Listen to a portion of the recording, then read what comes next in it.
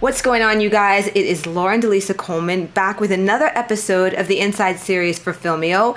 And I know I said last time was going to be our last interview for Mammoth Film Festival, but actually this one is, and it's a good one because we have a winning duo with us right now. Please join me in welcoming the filmmaking team behind a film called ORK, O-R-K.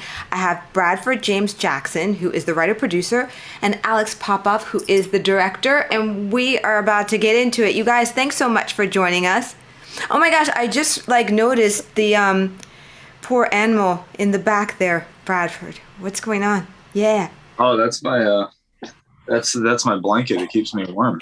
Oh, wow. When you're doing a Viking film, you have to have you got a little bit of authenticity. All of the accoutrement, right? Right, so exactly. That's a great place to start. Can you guys give us a synopsis, either one or trade off, about ORK? Go for it, Alex. So this is an action adventure film with the elements of sci-fi. It starts off on plains of battlefield in early 7th century, and we see a group of surviving Vikings, band of brothers, so to speak, that prevail in a battle. And where the film takes off, their king is wounded, and they're on their way home. So that's where the journey begins. That's where we take our viewers to kick off this epic adventure that this band is gonna go through. That's a great description. And I mean, who doesn't love Viking movies, stories, series, etc., right? But yours is, very different in the overall storyline. And also just because, should we just give it away right now? So you guys won Best Cinematography at Mammoth. And it really, you guys, it's just like rich is the word that I first thought of when I looked at it. And the reds are really red. And I mean, everything is very vibrant and all that. I can't wait to hear how you guys came together and then how the story just kind of took form and shape. Who wants to take that question? When we first, brought the story to life, we met, and it was one of those, we really enjoyed Viking tales and stories of Vikings. And I'm Scottish and Scandinavian myself, and Alex is from Ukraine. So there's a lot of Viking history in kind of our family. And we always wanted to do a Viking film. And I jokingly said one day, I said, it'd be funny to do something like Vikings and Jedis. And, we both were laughing about it. And then, I said, what if we did, what if we did something like that? And he said, what if we did a Viking and an alien? And I was like, I don't know if I want to do that. Cowboys, aliens, that didn't work out too well. And then we thought about it. And then one day it was just well, wait a minute. I'm a big Lord of the Rings fan too. And I like orcs, I like the history of orcs. And so I thought, well, what if we did make it an alien, but we made it an orc? And so instead of an alien coming out of the sky like, Predator, it was this orcish creature that came from the skies, because orcs normally come from the ground. So it's let's flip it. And that's kind of where it all began. And then we kind of constructed this whole story of how these guys are on their way home. And it's mainly a story about, fulfilling your destiny and learning how to accept things as they are and take responsibility and protect what's yours. And amongst that, there's a bit of a sci-fi element.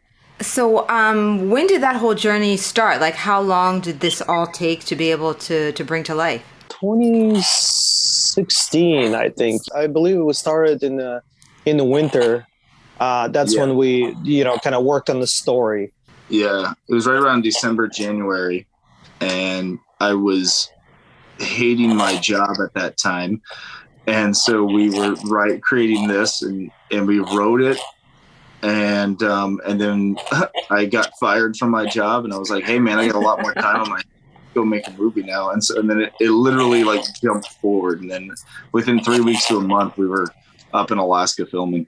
Oh yeah, that was the time when we got together in our apartment, and we're like, all right guys, so we're gonna do this. And everybody says, yes, let's do this. And we booked tickets for 10 days to fly to Alaska. So amazing. So Bradford, this is your first kind of foray into writing and producing then, correct? If you were or were you doing kind of other things like this on the side while you had your day gig? Yeah, right. Yeah. No, I was doing stuff like this on the side. I had written, produced, and done another film before, a short film before this, and then I had produced a feature film before that. So I'd had some experience in doing this, and I was constantly writing. I think everyone in LA was constantly writing and trying to create new projects, but this is one that was just. I'm a big Braveheart fan. I'm a big Vikings fan, Lord of the Rings fan. So this is something right up my alley, and it was something I could really grasp onto and hold on to because I wanted to make it mainly more about the Vikings themselves and kind of their relationship to each other, and how important it is for each member to trust themselves and be able to complete their mission. But then throwing in this sci-fi element, I really give Alex a lot of credit for that because throwing in the sci-fi element was, I think, really what took the film, from a 6 to a 10. It really just And it jumped. makes it just really like different and has edge with it like that. So Alex, this is a perfect time for you to give me a little bit about your background and again how the sci-fi element came to you even. Yeah. So originally, came from Russia. Mother from Ukraine, father from Siberia, kind of thing. Spent a lot of time in Ukraine. So I love history. That's where the love to for history came through. Because if you ever been in Russia or Ukraine, that it's an ancient land, sort of speak. Rich culture. And of course, I grew up on all the best sci-fi movies that there could be. The James Cameron, Steven Spielberg, like you name it. Ridley Scott. Came to US when I was 19. Went to University of Alaska Anchorage, and that's where my love for storytelling sort of was able to come to fruition because America, land of opportunity. I actually was able to get my hands on the camera and start working, crafting mini stories and stuff. So that's where it began. And then I pretty quickly got into visual effects. And again, due to love of sci-fi, you watch Blade Runner, you watch Alien, and you're like, how can I recreate certain things? So right. I got into visual effects, and that gave me. I think it gives me sort of an edge as a director. Well, I was going to say that's not something that is, I believe, very common because it's an area that you have to spend a lot of time learning and all of that. So, for that to be all inside of one human being, such as yourself, that's pretty cool, right? To be able to be a director and handle all the special effects, which is, I think, becoming just more and more interesting for the viewer, right? Oh yeah, absolutely. And believe me, when we were kind of working on the story with Brad, at some point it would be a question was like, okay, how the hell are we going to do that? And I would be like, I got an idea. That's cool. So I think in that perspective, that's always good thing to have that kind of visual effects background. And it's just an extra tool. It's an extra tool as a filmmaker, as a storyteller. It's like, let's bump it up. Let's not rely on somebody else to do it. Because obviously independent films, short films are a small crew sort of a venture. And, in that case, it's a very important skill to have. And also too, for budget, I mean, if you can keep all of that in-house, so to speak, that's a great thing. So yes, well, right? Yes. Yeah. The budget definitely it helped since I ended up putting the film on a credit card. And which Robert Townsend back in the day. I don't know if you know this African-American director. I don't think he's done anything in years, but he asked a bunch of different people to fund his project, and finally he just used credit cards. But this was I'm going to say at least 15 years ago or something, where that was it was unheard of to do something like that. Maybe 20, maybe more than 20 years ago. You know what I mean? Yeah. So it's interesting to hear that you took that same route. Oh yeah, well, they say in Hollywood, it's everybody usually says don't ever use your own money. Well, in some cases, the only people you can rely is yourself and your friends, your family, and when you put your own money into it, you put as much love as possible into it. Very true. And you have 100%, 110% control over it.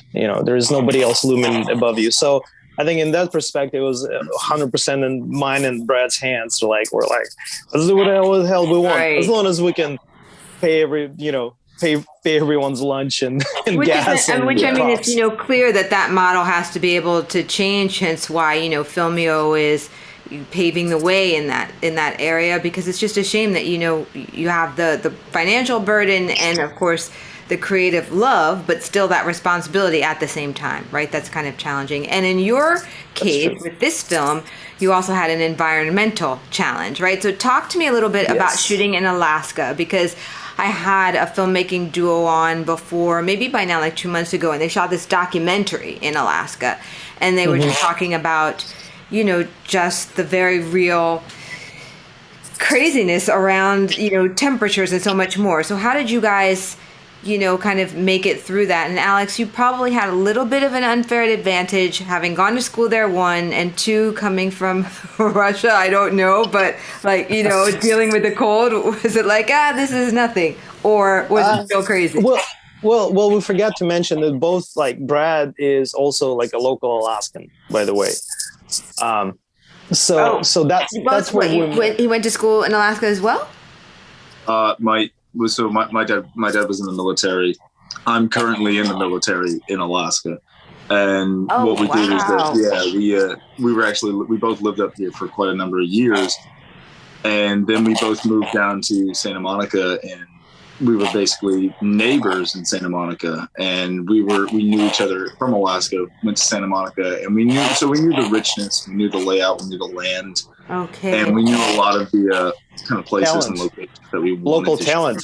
That's just Yeah, and we knew amazing. the I local mean, talent. I hear military in Alaska and like I want to cry. Like I'm just thinking about it's already rough, and then like I don't know, they're making you do push-ups on ice or something. Like I would just cry. Like the first day, I would be like, okay, I'm not available, and this is like not my thing. Like no, so you must be Swim in the very very frozen water. strong, because that just sounds like so many no's for me. I can't even stand it. Like yeah, for real. Uh, it can be tough at times, but that's what I signed up for. I signed up to serve my country, and I wanted to do that, and at the same time be a filmmaker. And so to me, there's a lot of joys behind Just it. So amazing. That is just so cool. So yeah. then what? You guys finished it and then you decided to submit to Mammoth right off the bat, or what? Did you guys like Well, already know about that film festival, or what? once we've finished it, like we have other projects, we have our lives and stuff like that. So the film was it took about like 6 months to kind of do a first pretty solid cut. Then we shelved it for a little bit. So then 2020 came around, and we suddenly all have a lot of free time in our hands, right? And that's when Brad brought up the idea. I was like, hey, let's do a festival round with this. Yeah. And I was like, that's a great idea. So let me do a couple things. So what we did, we end up basically extending the cut. I did another pass on some visual effects. I added additional visual effects to it. Reworked the music a little bit. We worked with really talented music composer. His name is Nick Sharshak, another sort of Alaskan / Russian connection. Uh-huh. He's responsible for all this magical sound that accompanies you on the journey as you watch the film. So we spent some more time in like post-production, sort of speak. Added a couple more scenes that I think were originally they were cut out of the film because we wanted to keep the time a little bit kind of a shorter, like a tighter package. And then we're like, you know what? Let's add those back because they actually add value as a character progression. There are a couple like you've seen the film. There is a dream sequence that the main character goes through, and that dream sequence is actually that's what converts him from his stance, from his defensive stance to offensive stance, sort of speak.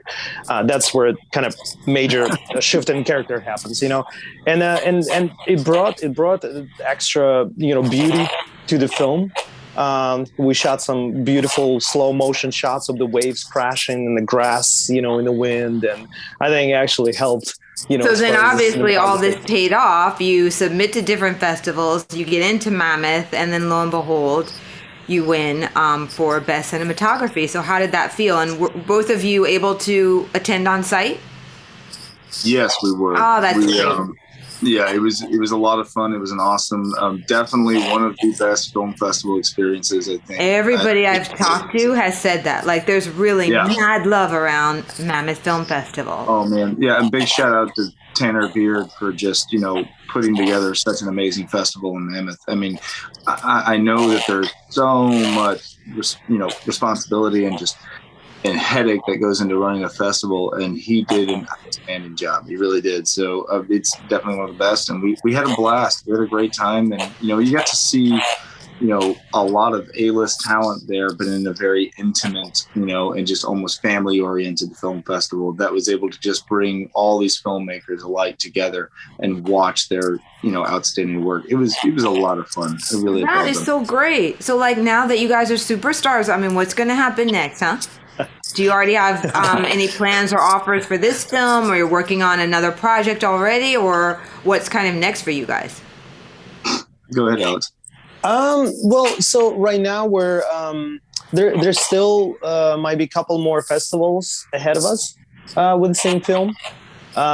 So this is not the end of the road, so to speak, for it. It did generate a lot of interest, which is great.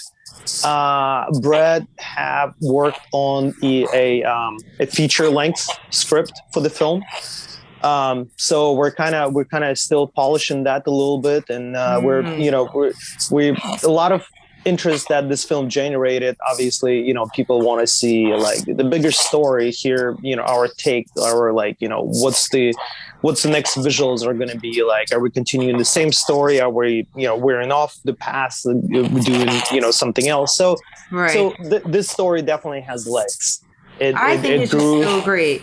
And I love how it's like the first time that you guys, seriously collaborated together, and it's just been, like magic. How can everybody stay up to date on you guys to see what's coming next and all that? What's the best route? Is it a website or social, or now is the time for you to promo?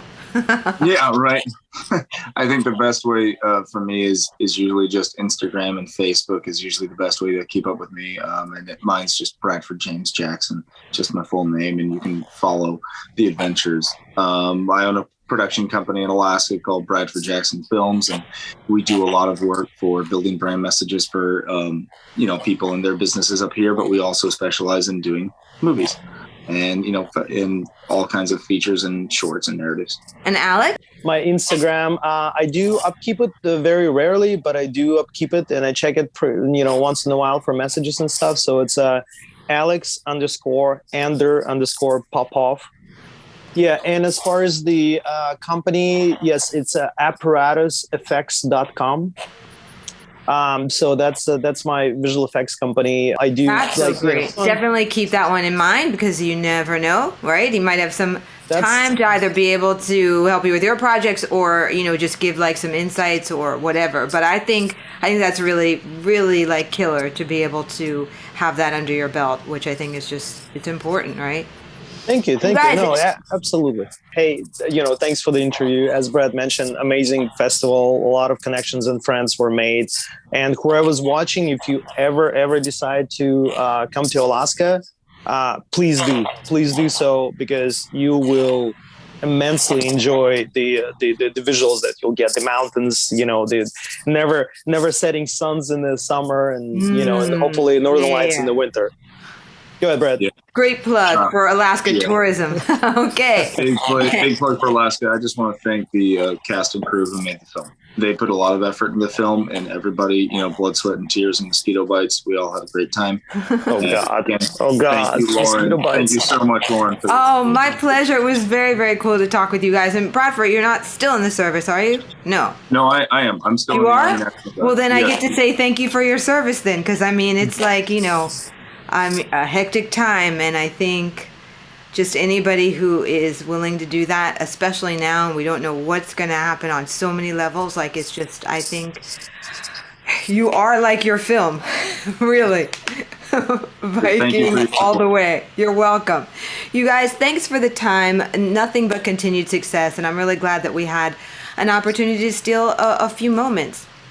you guys, and I hope that you've enjoyed watching this and listening to these guys, because I find them really inspirational, whether it's, being a jack of at least a couple of trades, or being able to power through harsher environmental scenarios to bring together major projects that then win awards. It's just always so great to talk with indie filmmakers like these. So thank you so much for watching. I am, as always, Lauren DeLisa Coleman. This is the Inside Series for Filmio.